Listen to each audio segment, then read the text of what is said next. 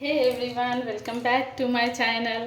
Friends, आज मैं आप लोगों के साथ मूंग के दाल से बनने वाली बहुत ही टेस्टी सी डेजर्ट की रेसिपी शेयर करने वाली हूं। तो इसके लिए मैंने ये 250 ग्राम धुली हुई मूंग की दाल को ले लिया है। इनको धोना नहीं है, इनको बस इस तरह से मैंने ये एक तौलिया ले लिया है।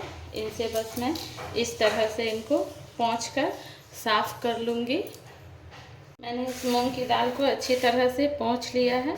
अब चलिए हम इनको भूनेंगे। मैंने यहाँ गैस की फ्लेम को ऑन कर दिया है, उस पर एक कढ़ाई डाल दी है। उसमें मैं ये दाल डाल दूँगी और इनको गोल्डन ब्राउन होने तक रोस्ट करूँगी। ये दाल अब पूरी तरह से गोल्डन हो चुकी है।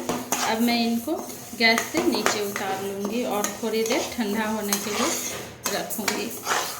मैंने गैस की फ्लेम को ऑन कर उस पर कढ़ाई चढ़ा दिया है। अब उसमें मैं ये 1 कप के करीब घी डालूँगी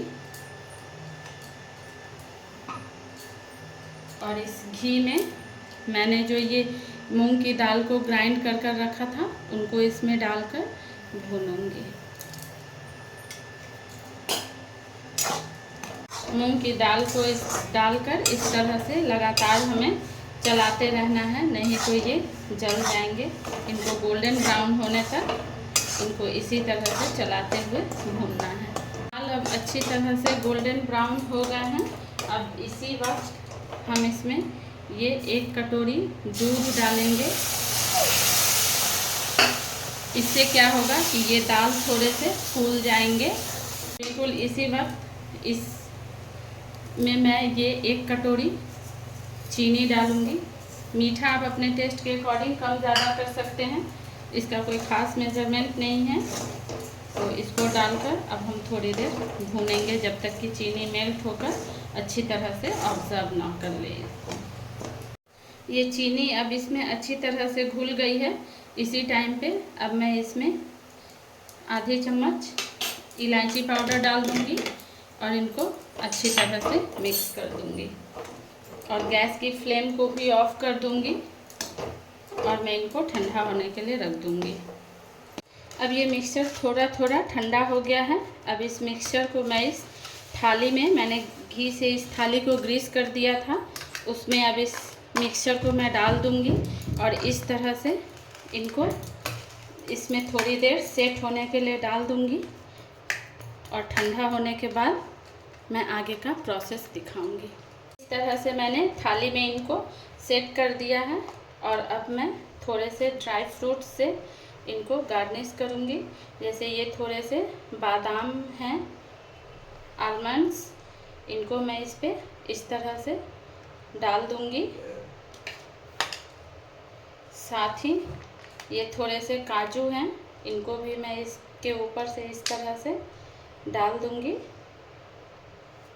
इसके साथ ही ये मेरे पास थोड़े से पिस्ता के कतरन हैं, इनको भी मैं इस पे डाल दूँगी।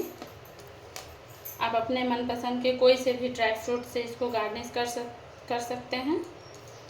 इस तरह से मैं ये डाल दूँगी और इनको हाथों से इस तरह से थोड़ा बैठा दूँगी ताकि ये अच्छी तरह से इस पे चिपक जाएं और इनको थोड़ी देर सेट होने के लिए रख दूँगी। फिर मैं आगे का प्रोसेस करूँगी। ये मूंग दाल का बर्फ़ी अब बनकर तैयार है। ये अच्छी तरह से सेट हो चुका है। अब मैं इसको पीसेस में कट कर देती हूँ।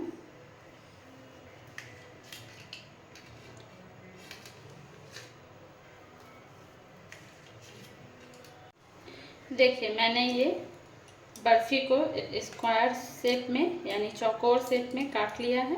ये इस तरह से मैं इनको सारे पीसेस में इनके इसी तरह से निकाल लूँगी। देखिए ये कितनी अच्छी तरह से सेट हो गए हैं। इस बर्फ़ी को आप भी अपने किचन में बनाइए, खाइए और कमेंट्स में ज़रूर बताइएगा कि आप लोगों को मेरी नई नई रेसिपी कैसी लगती है। और अगर आप लोगों ने मेरे चैनल को अभी तक सब्सक्राइब नहीं किया है तो प्लीज़ आप लोग जाकर मेरे चैनल को सब्सक्राइब कीजिए, कमेंट्स कीजिए, अपने फैमिली एंड फ्रेंड्स के साथ मेरे वीडियोस को शेयर कीजिए और कमेंट्स करके मुझे मोटिवेशन ज़रूर दीजिएगा फ्रेंड्स। आपके कमेंट से मुझे मोटिवेशन मिलता है, मुझे बहुत अच्छा लगता है। तो इसी तरह आप मेरे वीडियोस को देखते रहिए और मुझे मोटिवेट करते रहिए। तो मिलते हैं नेक्स्ट वीडियो में, तब तक के लिए बाय बाय।